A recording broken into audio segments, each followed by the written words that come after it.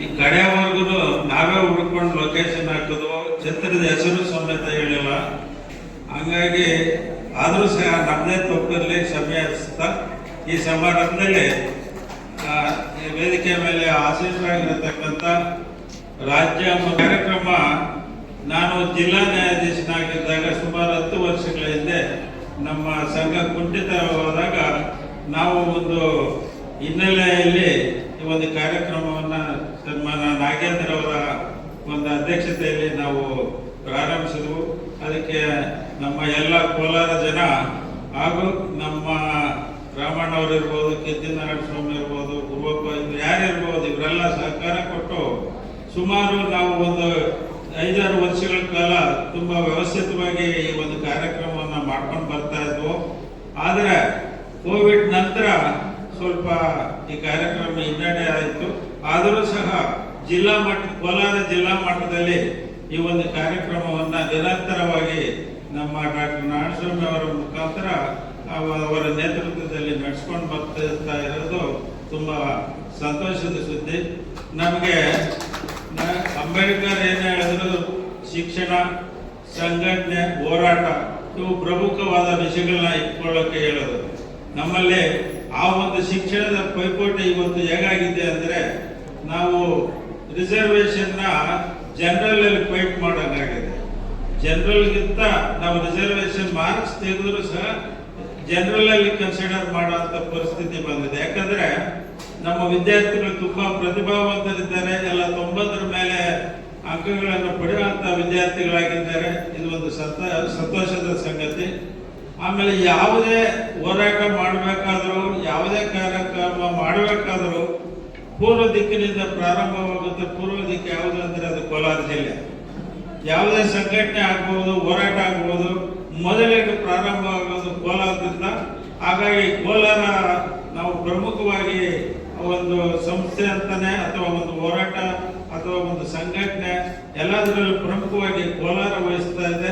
ನಂತರದ ಇವುಗಳಲ್ಲಿ ನಾವು ಬೆಂಗಳೂರು ಕೇಂದ್ರ ಸ್ಥಾನವನ್ನು ವಹಿಸ್ತಾ ಇದ್ದೀವಿ ಅಂತ ಈ ಸಂದರ್ಭದಲ್ಲಿ ಹೇಳ್ತಾ ಇದ್ದೇನೆ. ನಾವು ವಿದ್ಯಾರ್ಥಿಗಳಿದ್ದೀರಿ, ನಾವು ಏನು ನಿಮಗೆ ಸನ್ಮಾನ ಮಾಡ್ತೀವಿ ಅಥವಾ ಪ್ರತಿಭಾ ಪುರಸ್ಕಾರ ಕೊಡ್ತೀವಿ, ಅದು ಮುಖ್ಯ ಆಗಲ್ಲ, ಅದು ಒಂದು ಉತ್ತೇಜನ ಅಷ್ಟೇ. ನಮ್ಮ ಸಂಘದಿಂದ ಈ ಒಂದು ಉತ್ತೇಜನ ಕಾರ್ಯಕ್ರಮವನ್ನ ಮಾಡ್ತಾರೆ. ಇವತ್ತು ನಿಮಗೆ ಒಬ್ಬರಿಗೆ ಸನ್ಮಾನ ಮಾಡೋದಂದ್ರೆ ನೀವು 4 ಜನಕ್ಕೆ ಮಾದರಿ ಆಗ್ತೀರಾ. ಉಳಿಕೆಯವರು ನಾವು ಚೆನ್ನಾಗಿ ಓದಬೇಕು, ನಾವು ಸಹ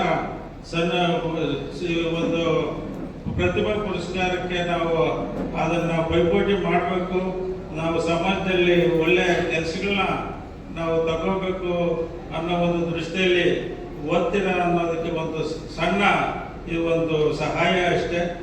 ನಮ್ಮ ಈ ಒಂದು ಪ್ರತಿಭಾ ಪುರಸ್ಕಾರದಿಂದ ಒಂದು ಉತ್ತೇಜನ ಕೊಡೋಕ್ಕೋಸ್ಕರ ನಾವು ಇದನ್ನು ಮಾಡ್ತಾ ಇದ್ದೀವಿ. ನಾವು ವಿವಿಧ ಕಾರ್ಯಕ್ರಮಗಳನ್ನು ಸಹ ಮಾಡಿದ್ದೀವಿ.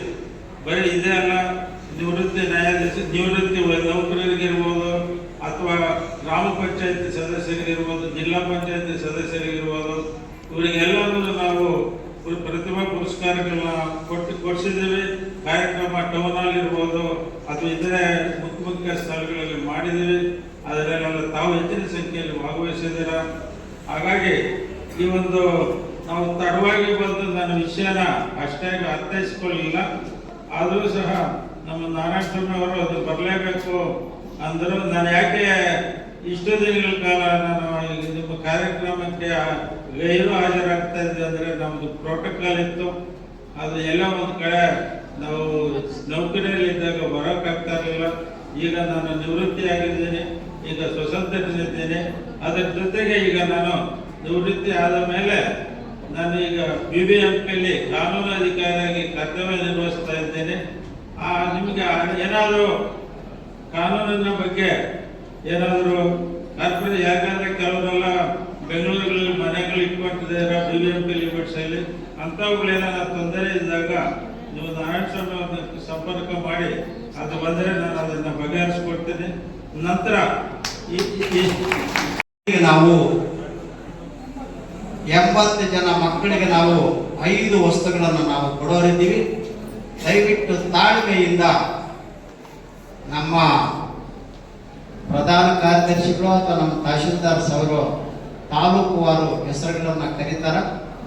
ಕರೆದಾಗ ಆ ಮಗು ಜೊತೆ ಆ ತಂದೆ ಅಥವಾ ತಾಯಿ ಅಥವಾ ಯಾರು ಪೋಷಕರಿದ್ದಾರೆ ಅವರು ಬಂದು ಈ ಸನ್ಮಾನವನ್ನ ನೀವು ಸ್ವೀಕರಿಸಬೇಕಂತ ಈ ಮೂಲಕ ನಾನು ಮನವಿ ಮಾಡ್ಕೊತೀನಿ. ಜೊತೆಗೆ ಈ ಸಂಘ ಕೋಲಾರ ಜಿಲ್ಲೆಯಲ್ಲಿ ನಮ್ಮ ಜಡ್ ಸಾಹೇಬರು ಹೇಳಿದರು, ಸುಮಾರು 40 ವರ್ಷಗಳ ಹಿಂದೆನೆ ಈ ಸಂಘನ ಕಟ್ಟಿದ್ರು.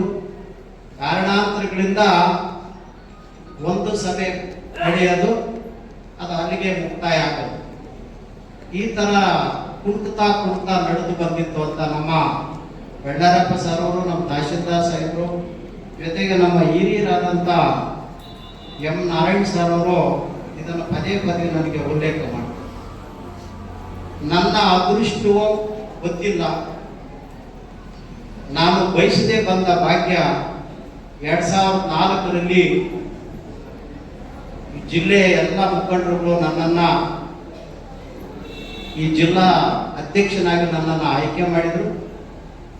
ಅಂದಿನಿಂದ ಇಂದಿನವರೆಗೂ ದಯವಿಟ್ಟು ಎಲ್ಲರೂ ಕೂಡ ಇದನ್ನ ನೀವು ತಿಳ್ಕೊಳ್ಬೇಕು. ಈ ಒಂದು ವಿಷಯವನ್ನ, ಈ ಸಂಘವನ್ನ ಎಂದು ನನ್ನ ಅಧ್ಯಕ್ಷರು ಮತ್ತು ನಮ್ಮ ಜಿಲ್ಲಾ ಪದಾಧಿಕಾರಿಗಳ ಸಮಕ್ಷಮದಲ್ಲಿ ರಾಜಕೀಯಕ್ಕೆ ಒತ್ತೆ ಇಟ್ಟಿಲ್ಲ, ಎಲ್ಲೂ ವಸೂಲಿಗೆ ಹೋಗಿಲ್ಲ, ಯಾರನ್ನೂ ನಮ್ಮ ವೇದಿಕೆಗಳಿಗೆ ಕರೆದಿಲ್ಲ. ಇದನ್ನು ಅರ್ಥ ಮಾಡ್ಕೋಬೇಕು ನೀವು.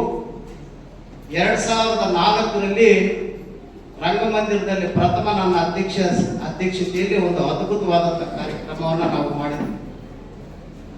ಬಹುಶಃ ಇಲ್ಲಿ ಯಾರಾದ್ರೂ ಅಂದ್ರೆ ಅಲ್ಲಿಂದ ಭಾವಿಸಬಾರ್ದನ್ನ ನಮ್ಮ ರಾಜಕೀಯ ನಾಯಕರುಗಳು. 2004ರಲ್ಲಿ ನಮ್ಮ ಶ್ರೀನಿವಾಸ್ ಗೌಡರು ಕೋಲಾರ MLA ಆಗಿದ್ರು. ಕೋಲಾರ ಪದಾಧಿಕಾರಿಗಳ ಆಹ್ವಾನದ ಮೇರೆಗೆ ಅವರನ್ನು ನಾವು ಆಹ್ವಾನಿಸ್ತೀವಿ. ಮಾತಾಡ್ತಾ 2 ಮಾತನ್ನ ಉಲ್ಲೇಖ ಮಾಡಿದ್ರು. ಯಾಕ್ರಿ ಬೇಕು ಚಿಕ್ಕತಾಳಿ ದೊಡ್ಡತಾಳಿ, ಅವ್ರಿಗೆ ಅದರ ಅವಶ್ಯಕತೆ ಇರಲಿಲ್ಲ. ನಮಗೆ ಎಷ್ಟು ಬೇಸರ ಆಯ್ತಂದ್ರೆ ಅವತ್ತು ಒಂದು ನಿರ್ಧಾರ ತಗೊಂಡ್ವಿ, ಯಾರನ್ನೂ ಕರೆಯೋದು ಬೇಡ ಅಂತ. ಜೊತೆಗೆ 2006ರಲ್ಲಿ ನಮ್ಮ ರಾಮಚಂದ್ರಪ್ಪನವರು ಇದ್ರು, BR ಸುದರ್ಶನ್ ಸಭಾಪತಿಗಳಾಗಿದ್ರು, BS ರಾಮಮೂರ್ತಿಯನ್ನು ಒಬ್ಬ ಜಿಲ್ಲಾಧಿಕಾರಿಗಳಿದ್ರು. ಗೌರವಾನ್ವಿತ ಜಿಲ್ಲಾಧಿಕಾರಿಗಳು, ಅವರನ್ನು ಈ ಸಂದರ್ಭದಲ್ಲಿ ನಾನು ಅಭಿನಂದಿಸ್ತೀನಿ. ನಾನು ಏನೇ ನನ್ನ ಕಾರ್ಯಕ್ರಮಕ್ಕೆ, ಸ್ವಂತ ಕಾರ್ಯಕ್ರಮಕ್ಕೆ ಕರೆದ್ರು, ನನ್ನ ದೇವಸ್ಥಾನಕ್ಕೆ ಕರೆದ್ರು ಕೂಡ ಬರ್ತಿದ್ರು. ಅಂತ ಒಂದು ಅದ್ಭುತವಾದಂಥ ಕಾರ್ಯಕ್ರಮವನ್ನ ಕ್ಯಾಲೆಂಡರ್ ಬಿಡುಗಡೆ ಮಾಡುವಂಥ ಕಾರ್ಯಕ್ರಮ ನಮ್ಮ ಹಿರಿಯರು ರಾಮಚಂದ್ರಪ್ಪನವರ ನೇತೃತ್ವದಲ್ಲಿ ಬಂಗಾರಪೇಟೆನ ಕಾರ್ಯಕ್ರಮವನ್ನ ಸಭಾಪತಿಯಾದಂಥ ಸುದರ್ಶನ್, ಜಿಲ್ಲಾಧಿಕಾರಿಗಳಾದಂಥ BS ರಾಮಪ್ರಸಾದ್ ಅವರ ನೇತೃತ್ವದಲ್ಲಿ ಆ ಕಾರ್ಯಕ್ರಮವನ್ನು ನೆರವೇರಿಸಿದ್ವಿ. ಅಂದಿನಿಂದ ಇಂದಿನವರೆಗೂ ನಿರಂತರವಾಗಿ, ಕೊರೋನಾವನ್ನು ಬಿಟ್ಟು ಒಂದು 2 ವರ್ಷ ಸ್ವಲ್ಪ ತಡವಾಯಿತು. ತದನಂತರ ಜಿಲ್ಲಾ ಕಾರ್ಯಕ್ರಮವನ್ನು ಯಾವತ್ತೂ ಸ್ಥಗಿತಗೊಳಿಸಿಲ್ಲ, ಸ್ಥಗಿತಗೊಳಿಸೋದು ಇಲ್ಲ. ಒಂದು ಕಡೆ ನಿಮ್ಮಲ್ಲಿ ಒಂದು ವಿನಂತಿ, ಒಂದು ಕಾರ್ಯಕ್ರಮಕ್ಕೆ ದುಡ್ಡು ಖರ್ಚು ಮಾಡೋದು ಎಷ್ಟು ಈಜಿನೋ, ಆದ್ರೆ ನಿಮ್ಮನ್ನ ಇಲ್ಲಿ ತಗೊಂಬಂದು ಕೂಡಿಸ್ತೀವಲ್ಲ, ಅದ 5 ಪಟ್ಟು ಅದು ಕಷ್ಟ ಸಾಧ್ಯ. ಇದನ್ನು ನನ್ನ ರಾಜಕೀಯ ಜೀವನದಲ್ಲಿ ಮಾಡಿ ನನಗೆ ಅಭ್ಯಾಸ ಆಗಿದೆ.